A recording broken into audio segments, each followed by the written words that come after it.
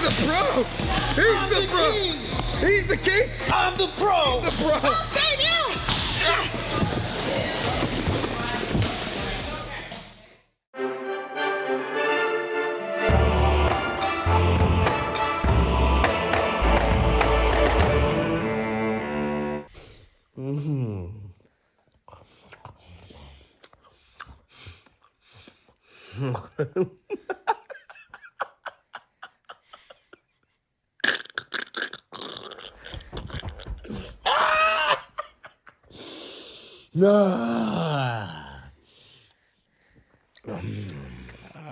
Golly, damn.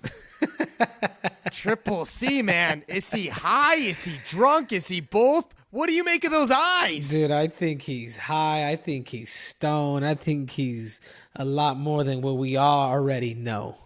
Anyways, that shit is funny. You know why, Schmo? Because he needs to cut some of that nipple hair. Jesus. Hey, that's what it's like living on the high life, man. Having the extra bring trucks lined up outside the house, that's what it's like getting that extra cheddar, Triple C. Yeah, it's hard to be mad at because he's, you know what, Schmo? This is the thing, man. Conor McGregor is laughing himself to the bank. And with that said, welcome back to the Triple C and Schmo show. I'm the Schmo, my co-host. He needs no introduction. He's the champ. He's the Olympic gold medalist. He's the one and only king of cringe, Triple C, Henry Cejudo. Let's get this ball rolling, Schmo, because time is money and money is time. And the Schmo wants to start off right from the gate with Shoegate. Eagle FC, excellent debut the other week, but what's the deal with those shoes, man? Come on, Triple C.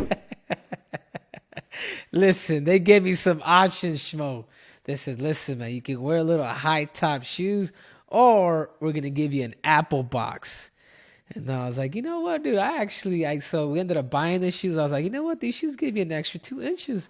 I'm going to go with the shoes. So whichever way it is, whichever way you want to cut, slice, and dice it, I was either going to be on top of a box or I had to wear some 2-inch shoes. So anyways, I went for the shoes, Schmo.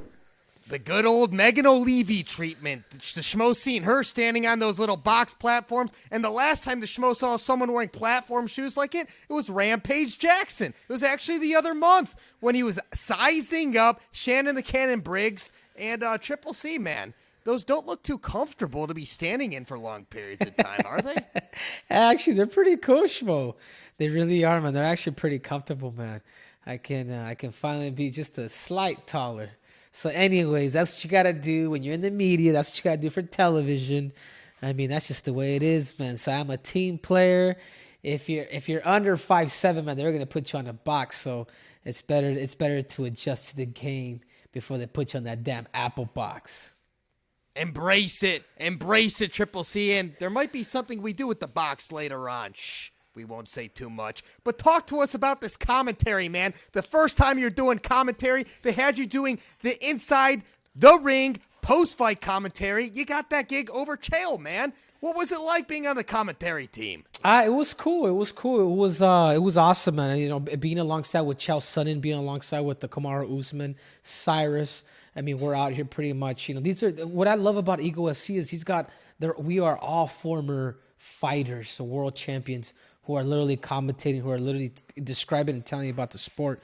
We don't have a protocol that the UFC wants to do. It's like, no, you know what Eagle FC tells us? Be yourself. It's say certain, just be yourself, man. I think just the fact that Eagle FC has given us that leverage to do that, everything's been able to come out super smooth. You know, they were calling me Henry Rogan after that night. You know. But Schmo really appreciates what you did in the post-fight commentary because we harp on the UFC, the other organizations, Bellator's, pretty much every sport. The first question in the post-fight interviews, how does it feel? We all know it feels good to win. That's what you're obviously talking to them about, the win. But we loved how specific you got with the questions. They were pertinent to the game plan, and you did a hell of a job for the first time doing that, Triple C. The Schmo thought you were a natural. Not bad, right, Schmo? I mean, I'm a jack of all trades. I can sing, dance, entertain. I can fight. I speak 3 languages. Jesus, man. Like I said, what's next for Triple C? Ain't nothing impossible for the king of cringe. So how did they give you that gig for the post-fight interviews and not Chael Sonnen? What was that process like? I think I just think the fact that they've always liked me. I think the producer, everybody knows that I'm a people person. Obviously, I co-host Hotboxing with Tyson. They know I'm constantly around people, and I think they see the brain behind this big head, behind all that cringe. There's a brain inside here, and they like the fact that I'm straight to the point. And we did a great job, and I think they want to continue to keep using me. And I signed a 1-year contract with Ego FC. So, Joe Rogan, UFC, move out the way because the Eagle has landed. There it is. So what were your overall thoughts on the fights on this card, Triple C? What stood out to you from the matchmaking side? Man, you know what? There were all great fights, man. Yeah, you had some knockouts or whatnot, but just the same thing that you have in the UFC. I love the fact that all these different fighters were from different parts of the world. I mean, you had French, you had a Frenchman fighting a dude from Kazakhstan. I mean, you had everybody from Puerto Rico to versus Russia, the Dominican Republic. I mean, it was these fights were very diverse with talent. And the matchmakers did a really, really good job, especially the former title contender in the Taz Mexican Devil versus Cody Gibson. I mean, that fight was a brawl, man. Talk about a comeback. Ray Borg, and it was just some amazing fights. But even giving the opportunity to somebody like Tyrone Spong, a legend in the school of kickboxing, to him being 2-0, to eventually fighting a dude that was 40 plus fights or close to 40 fights in mixed martial arts. I mean, this is what Ego C wants to bring. They want to match. They want to bring and they want to match the fighters as best as they can. And there ain't no building here. This is why all the fighters are in a one-fight deal, and I love it, Schmo. So what were your thoughts on Sugar Rashad Evans? Obviously, he had the losing streak to end out his career. He's a Hall of Famer, the former light heavyweight champion. He got the W. What do you make of his comeback? I think it was good. I think it was a good debut for him, but he cannot fight like that all the time. You cannot just wrestle everybody, because if you just wrestle everybody, you plan on doing that with everybody, there's going to come a point where you're not going to be able to take everybody down. But I think it was a good fight for him to get his feet wet. I would have loved to have seen a little more strike, a little more of that old Rashad, but he also knows that he's older now. He's got to be smarter.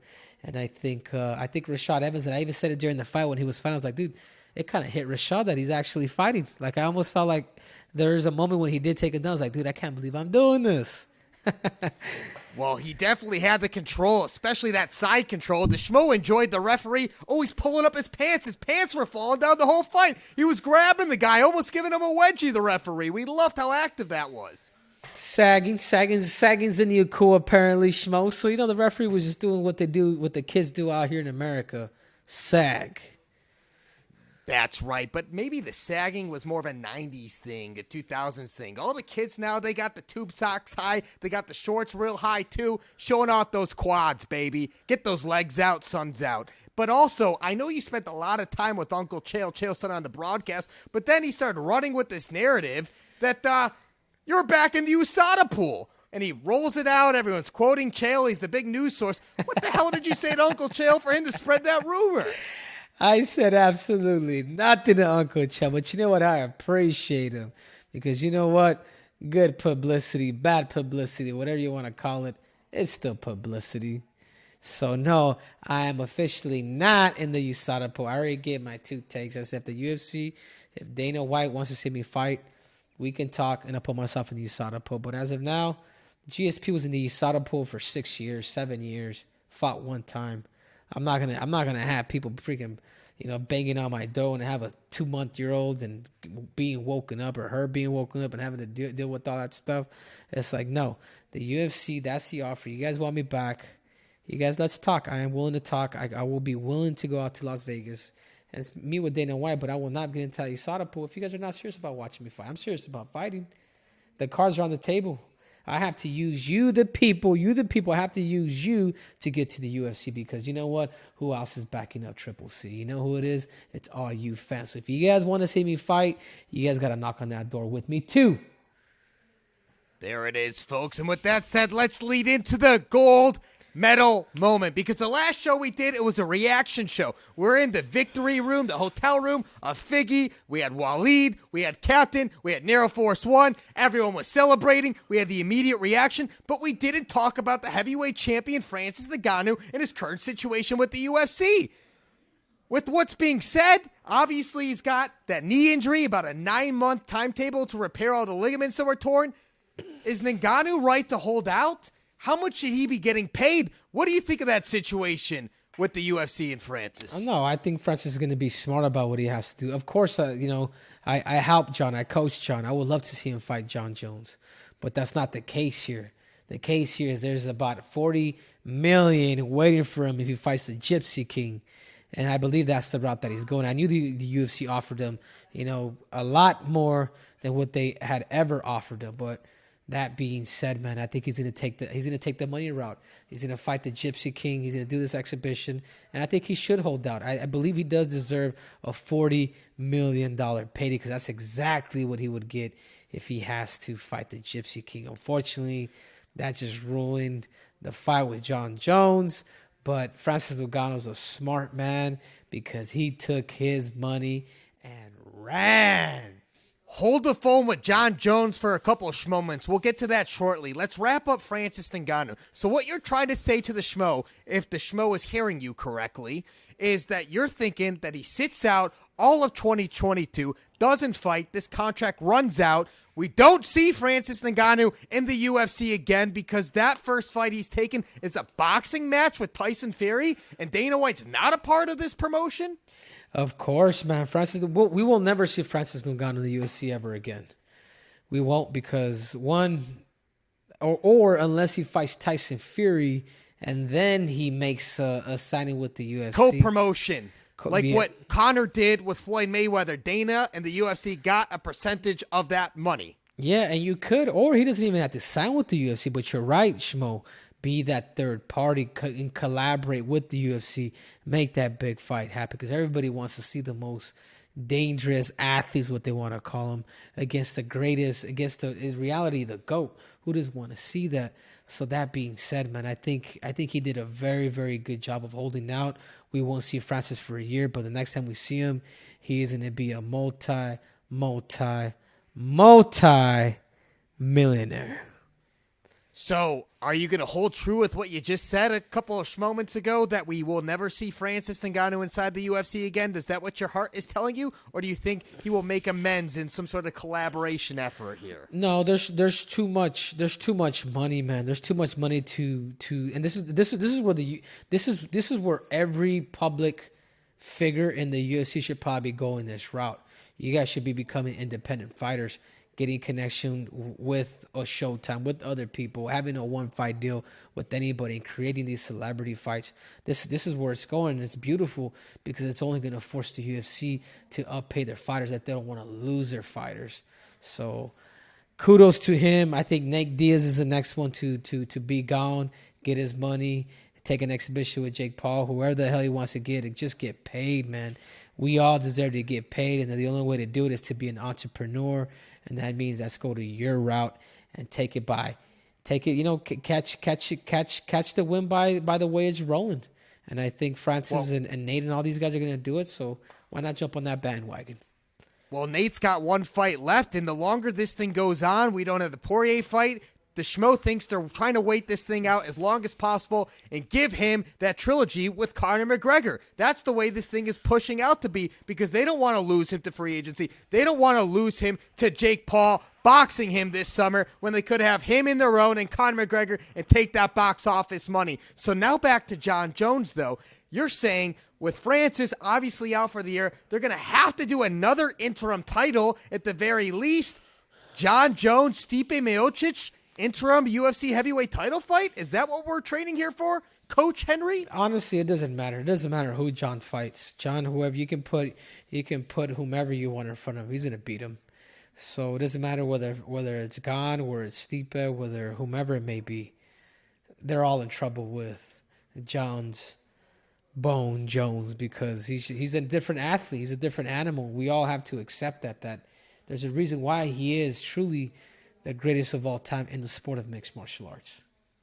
Well, DC's calling for the interim fight with Stipe between him and John Jones. Do you agree with those sentiments? Or if it's not him, did you say it was Cyril Gane that you like to see him up against? Who's coming off an L? Yeah, well, I mean, Cyril Gane is still the number one contender. I mean, he's still the second best thing at the heavyweight division. So I would like to see him fight Stipe, and I think Stipe is going to be up for that. It's just that it sucks for John that he's not going to get that payday that he wanted with Francis Ngannou. And he needed Francis Ngannou to make a bigger payday, but unfortunately that's not the case. Either way, he wants his belt back. John Jones wants to become a 2-division champ, and he's going to. Once that opportunity arises, he will take on all comers, and you will hear, and new. That's an interesting point. I think obviously the most lucrative option, if it's not Francis Ngannou, it's got to be Stipe, the consensus greatest heavyweight in UFC history. But you're right, that sexy appeal to Francis Ngannou. He might be losing leverage from the negotiation table if it's not Francis Ngannou for Johnny Bones Jones. So you're still 100% confident we will see Johnny Bones Jones compete inside the octagon for 2022? He didn't come see Henry Cejudo for nothing. Yeah, exactly, man. John Jones is a competitor. Like, he knows what he's doing. He's a smart man, super smart man. I think that's just the biggest thing for John is John. You know, John wants to be missed. He really does. And people do miss his fighting style inside the octagon. I know I do. But, you know, nobody's bigger than UFC. And this is why when you're in contract with the UFC, you got to abide to whatever it is that you have to do because we are under contract. But I think I go back to that free agency thing. I think more fighters are starting to look at that. I think that's a great plan for anybody and everybody that wants to do it, especially if you have a big name like a Poirier, even a Gaethje. Like, there's a lot of guys that have built buzz through the UFC. So what you want to do is you want to use that platform to expand in other places. And that's why your buddy Sugar Sean O'Malley, he's doing the thing big time, expanding in other places. He's all over Twitch. He's doing all this viral stuff. Sugar Sean O'Malley's doing that. But speaking of big-time fighters and big-time things, let's talk about this week's silver medal moment. Jiri Prochazka arrived to fight ready the other day. What's your early thoughts on him, and what does he need work on? Yeah, obviously, you know, he came down here. He's going to be down here for a minute. I mean, he came to work his grappling, his wrestling particularly. But I think, man, he's one of a kind, Schmo. I've had a chance to work with Jean Weili, David Figueiredo, John Jones, like, you know, the elite of the elite. And I just feel like Jiri has a different mindset. It's beautiful. It's beautiful because there's a self-belief in him that I may disagree with a lot of things that he does, but there's a certain self-belief that he has that's very contagious, that makes you just believe in him 110%. You know what I'm saying? So he's out here training his grappling, his wrestling, different positions. You know, obviously our job as coaches, my job as a coach is to study Glover and understand his movements and what is it. And there's things that he does very well. You know, Glover's biggest thing is he wants to get you against the cage or get you as close to the cage as possible and stalk you. So we just been going over game planning. I think if I was to rate him, man, he is up there. You know, him and John Jones are going to be training sometime next week. John Jones is going to come out and help him. And man, you imagine those sparring, Schmo. You know, hey, the Schmo's coming down to see it. Yeah, it's a trip, man. So I'm excited. I think this is a new evolution of fighting, is of former fighters that know how to teach, that understand their students' gifts and kind of dealing with that. You know, there's a lot of things that I wouldn't teach, but because it's Jiri, I have to teach these certain things because he's different. You see what I'm saying, Schmo? So everybody's gifted different, and us as coaches, we have to adapt. But he is something special. That's right. He's big into meditation. He goes out to the forest. He's kicking and punching trees. He's sitting down there Indian style. He's one with his mind and his thoughts. You going to take him to Squaw Peak, show him the sunsets, top of the mountain, and do some meditation with him, Triple C? That's actually not a bad idea, man. I may, that's actually pretty good, Schmo. I think I'm going to take him to Squaw Peak. Hey, the Schmo knows you a little too well, it seems like, man. I just figured he could use you for that wrestling. Everyone wants a piece of you for that wrestling. Clarissa Shields even recently said she wants to come train wrestling with you. You got to feel flattered that the Olympian, the GOAT, wants to come out there with you, but she's also spent time at Jackson Wink over there in New Mexico. But now she wants to come train with you, Triple C. Yeah, but I think it's people realize that when you have specialists in that certain area, when you have people that, yeah, of course, Schmo, like, yeah, it's a persona, man. But at the same time, it's like, I know what I'm doing. I know what I'm saying. I base everything off of facts. I base everything off of probabilities. I study and I give you my advice. So more of what my coaching is, Schmo, I'm more of a high counselor. And I tell people all the time, like, listen, bro, I'm not your coach, man. I am your high counselor. Like, you know what I mean? I'm the person that I'm going to tell you whether you want to hear it or not. I'm only going to tell you maybe a couple of times that this is what I think you should do. Now, if you don't want to take my expertise into to heart, then that means, okay, and that means you pinpointed exactly what is it that you want, what is it that you're going to do, which is better because there's more of a self-belief of my, so to me, it's more of me advising you what I think I should, what you should do, and it's your job to either take it or receive it, but either way, I am with you, all based on the principles of position, composure, and winning the distance. You see, so me and you, we have a good little plan set in place, and I think people are going to be shocked when they see Jiri 2.0 come out. Well, ever since we started the Triple C and Schmo show a couple months ago, you brought in Figgy, you brought in Wei Lee, obviously John Jones, Jiri now. Everyone you're bringing in, you got Clarissa Shields. Who else is coming to fight ready, Triple C? What are we doing here, man? It's Coach of the Year candidate, #1 over here. Oh, of course, man. If you really think about it, the start of the year, man, who has another champion? Whose champion was an underdog? Who had lost his belt? Who went out here to resurrect a career? And they come over with Triple C. So, yeah, I'm coming out for the Coach of the Year. So I hope all your coaches, man, are doing a good job because I'm taking all your athletes out. Sincerely, Henry C. Judas. And we can't forget your former nutritionist, Calvin Gastelum. He's there as well right now. Anyone else arriving? Yeah, so we have Calvin Gastelum, Mark Madsen. Obviously, Wei Lee's coming out next week. Davison Figueroa's going to be making the jump and moving out to Phoenix. I mean, it's endless. We almost have to kind of really pick and choose who is it that we want because, I can only give certain attention to so many people. But obviously, Clarissa Shields, she wants to come out. We've already spoken over the phone or text over the phone, and man, it's overwhelming, Schmo. There's a method to the madness of King Triple C. And speaking of the method to the madness to Triple C, let's move on to the bronze medal moment. A couple days ago on the Schmozone podcast, you knew he was coming on. The former champion, the former training partner, Brandon Moreno, the assassin baby. We sat down, him and his manager, Jason House. We talked about a lot of things. One of those things was you. Something that caught the Schmo's eye. We'll play it for you right here. About 40, 50 seconds. This comes right from the mouth of the former trading partner. Here we go, the assassin baby. If I say this And to former Henry, champ. maybe he don't believe in this.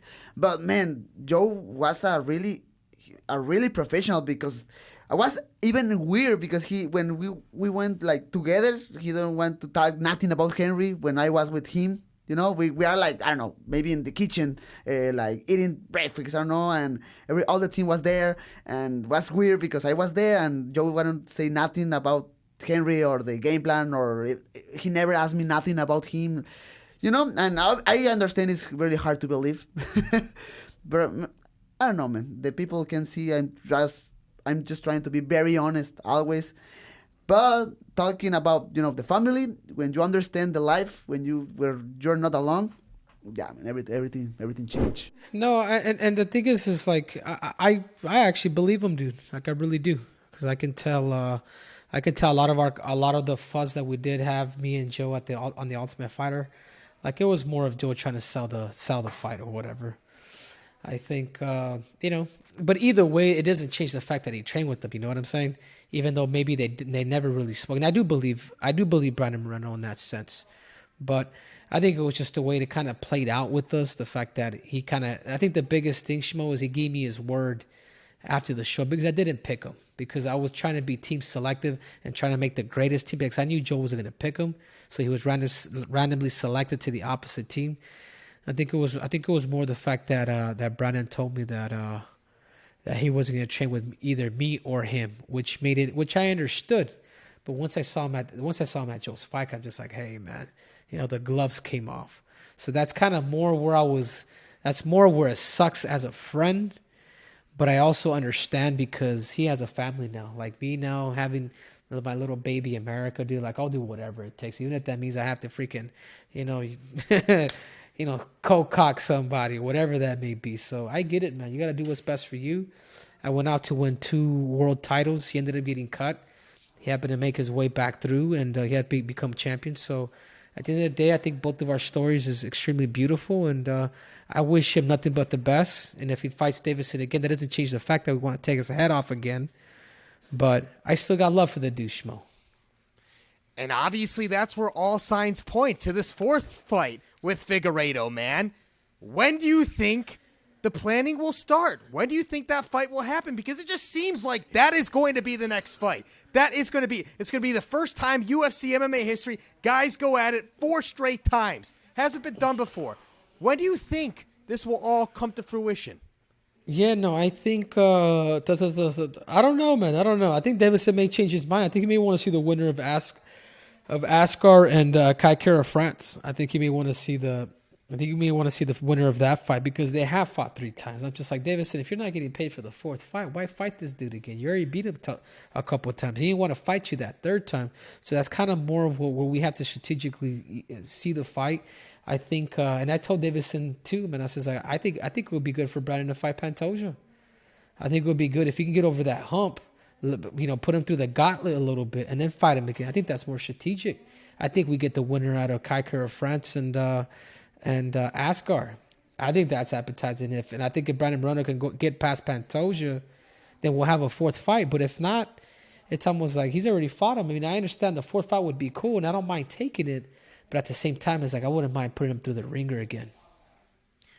Well, maybe, but of the 3 fights, the only time there was a finish in these fights, we know at Triple C it was that 2nd fight. It was Brandon Moreno who did it. Don't you think from the competitor side of things that would seal things up from Figgy, that he would want to get the finish and really seal the deal? This is what it's going to come down to. If the UFC want to see that fight, the pay's got to be right. If not, he's got to go to the next contenders. I don't think Figueiredo's going to fight anytime soon, too. So I'm thinking more like if he's going to fight, he's probably going to fight more like maybe August, September. So he's going to really take his time because he did go through it with Brandon. He really does like to enjoy himself. So I'm not too sure, man. I need to speak to him. But that being said, there's options for the champ. And, this doesn't take anything away from the competitor of Triple C or anything like that. You know what I mean? This has nothing to do with Brandon. This has everything to do with him, being strategic in everything that he does. We'll call it to be continued. Fair enough. Let's wrap the show up with some fun stuff, baby. Look at this pillow fight stuff coming on, man. Look at these videos. What do you think of this whole phenomenon of pillow fighting? You gonna come out of retirement to compete in this? I think that shit's ridiculous. Look at these dudes they don't throw punches, but they ended up grabbing each other and pressing each other. Like you can tell, like their ego was hurt, for both of them. It's crazy when you start seeing grown men like scrap or get into a scuffle. Anyhow, I think I would love to pillow fight, man. I know. Uncle Chael said that I was coming out of retirement, but you know what? I may come out of retirement for that. But I think a good idea would be to maybe tie one of those arms up, lace one up, or duct tape that hand to the body and just let one hand, and you guys can pillow fight each other with that just one hand, man. Because there's always going to be somebody that's going to be slower than the other, and I think for that reason, I would love to come back and pillow fight that crap out of somebody. I'm just waiting for someone to take their backside of their fist, their knuckles, and to give someone a freaking full-loaded backhand, man, to really get that punch in there, to drive it into the chin, to knock someone to the moon, baby, an uppercut with it. We're waiting for someone to bend the rules. And by the way, the Schmo's going to text our good friend Jeff Nowitzki after this. Send some USADA agents over to your place. We hear you want to get back into USADA just to do this. Let's go, man. Let's go. What's up, pillow fights? You guys know that I'm gonna that I fucking take over your promotion too. You guys, I'll make you guys all bend the knee. And this weekend, the Schmo just wants to throw this out there. We're finally getting our celebrity basketball game going on Floyd Money Mayweather, he hosts these things with the Boom Cuts, the Celebrity Sports Showdown. It's here during the NFL Pro Bowl, NHL All-Star Weekend. The Schmo's competing in basketball. Great causes. Let's go. Cox Pavilion. Don't know if we're going to be on Mayweather's team or Diggs' team, but can't wait to do something on the hardwood. Triple C. Finally, the Schmo gets to compete. Yeah, heck yeah, man. So let me ask you a quick question before we take off here, Schmo. Do you prefer to be on Mayweather's team or do you prefer not?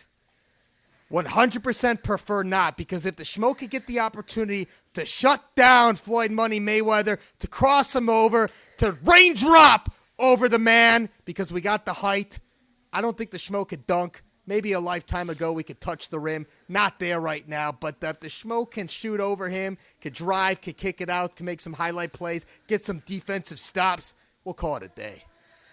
Shit, man. I'm excited for you, Schmo. Who knows, man? Maybe I'll be front row. Let's go, baby. We would appreciate that, but guess what? Either way, we'll see you next week in Arizona. Can't wait for it. What's your name? I am Triple C.